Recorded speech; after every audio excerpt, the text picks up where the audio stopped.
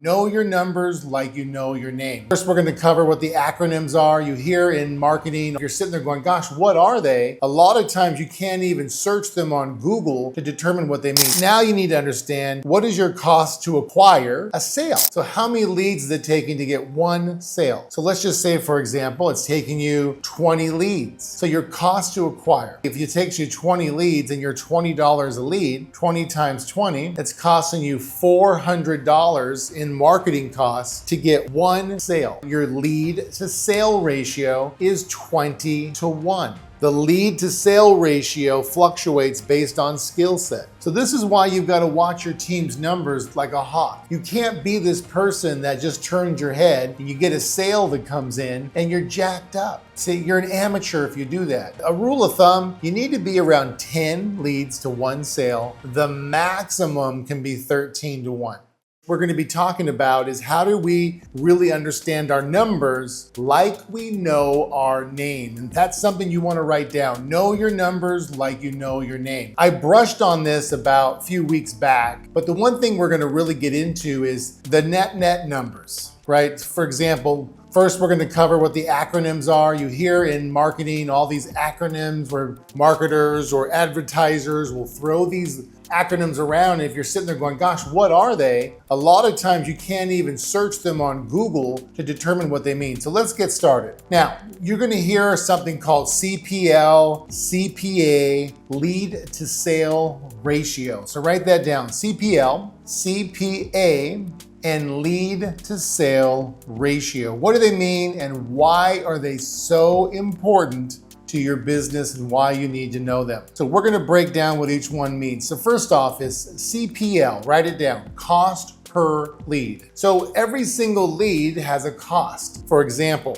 if you're doing organic advertising, right, where you're putting posts out on reels and stories out every day, you've got to create the content. Now there's AI apps that can cut it all up for you and it can do the titles and the graphics and things like that, or you hire an editor, okay? Either way, it's gonna cost you around $1,000 to $2,000 a month. If you're in the beginning stage of cutting up your organic reels and stories, it's gonna cost you a few $100s per month. Okay, but the bottom line is there's a cost associated with one, creating the content, time, wherever you're going, the camera, whatever you're doing, right? The cost associated with creating content, a cost associated with editing the content, and then there's a cost with distributing the reels and the stories, right? You got to do them every single day or a couple times a week and then put them out consistently. Now, what you're looking for on the organic is you're looking at, okay, what's my real cost on all of my areas to create the reel, create the story. And then when a lead comes in, you start dividing as weeks go by. Let's say it's 4 weeks. You divide your total amount of cost divided by your leads. So if you've got $2,000 divided by 100 leads, then you divide it, that's your cost. If you want to really understand the simplicity of it, now I'm a good math guy, but I'll still walk you through the simple. Let's say it's $2,000 divided by 100, right? That's pretty easy. It's costing you $20 per lead. Now, why do you need to know that it's $20 per lead? Because now you need to understand what is your cost to acquire a sale. So how many leads is it taking to get one sale? So let's just say, for example, it's taking you 20 leads, okay? So your cost to acquire, okay?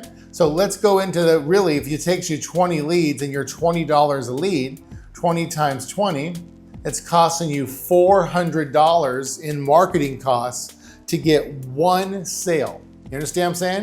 It costs you $20. It's taking you 20 leads to get one sale. So write it down. Your lead to sale ratio is 20 to 1. If you are selling, let's say you've got a high ticket product that is $3,000, well then you got to look at what? Let's take a look at this. You got a $3,000 cost of a product. It's taking $400 to get one sale, right?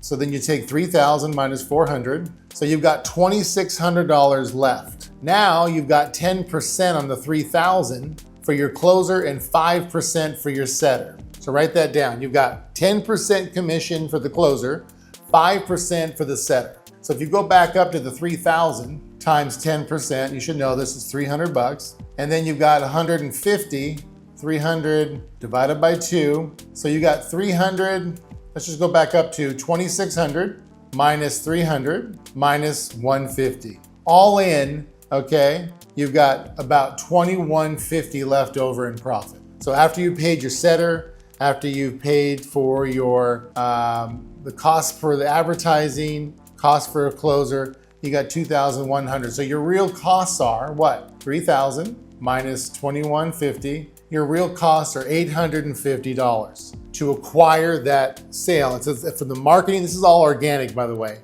So you got the cost of the editor, the cost of the filming, the cost of the putting it out every day. And so that establishes a cost per lead. Then you just take the total cost divided by the number of leads. There's your cost per lead. Now, what happens is as you start entering into Facebook, YouTube, Instagram advertising, your CPA goes up because you're paying more for paid advertising. So what we do is every single day we have a budget that we spend on our advertising. So let's just say it's $1,000 a day. $1,000 a day is $30,000 a month. So now the cost per acquisition is a lot higher to get the same amount of people to come through, right? Because it's not organic, you're paying to play. So let's break it down, okay? Let's say you got a $3,000 course and to get one appointment off paid advertising is $100. Okay, and 10 of those to get a sale. You can pretty much do the numbers, right? You got $100 times 10. It's now taking you $1,000 in marketing in order for you to get one sale. 1,000, and that's if it takes 10 leads to get one sale. So this is why you need to know your numbers like you know your name. What if some of your closers are at 20 to 1 and it's $100 a booked appointment? So you have 100 times 20. Now it's costing you $2,000 for one sale. How did I get that? $100 for a booked appointment. It's taking 20 leads to get one sale. It's $2,000 in marketing. Now let's go back up to what we know. We know it's $300 commission for the closer, and it's $150 because it's 10% for the closer, and it's basically 5% for the setter. So now we're into this, what? We got $150 for the setter, plus $300 for the closer, plus $2,000 for the marketing. We're at $2,450, and your net profit's now like what? Just barely over $550. So see the difference? The cost per lead fluctuates based on your advertising. The lead to sale ratio fluctuates based on skill set. So this is why you've got to watch your team's numbers like a hawk. You can't be this person that just turns your head and you get a sale that comes in and you're jacked up. See, you're an amateur if you do that. You know, everyone celebrates, hey, I got a sale, but it cost them $2,200 for a $3,000 product to get the sale because they blew through the leads. It's ridiculous, and it's also very irresponsible if that's how you run business.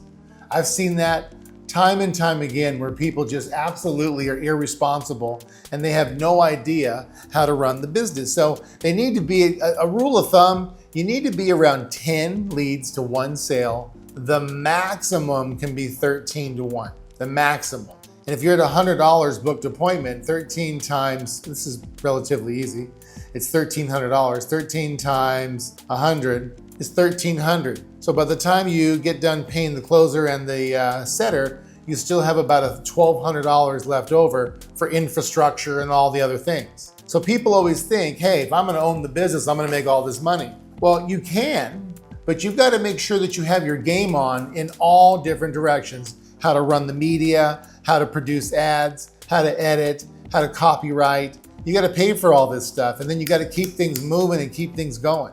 Then you gotta watch your team like a hawk. Setters have gotta get a 95% appointment confirmation. The closers have gotta be 50% from the qualification call to the sales call, and you gotta have 1 out of 2 leads closing on the sales call. So when you look at this, it all gives you a ratio, and it all gives you an opportunity to see what is the true skill set of your team, and then you can back it up based on your team is a reflection of you. So if you let your team just close and you guys talk at night for a minute and pat everybody on the back, that's not going to get the skill set to get under control.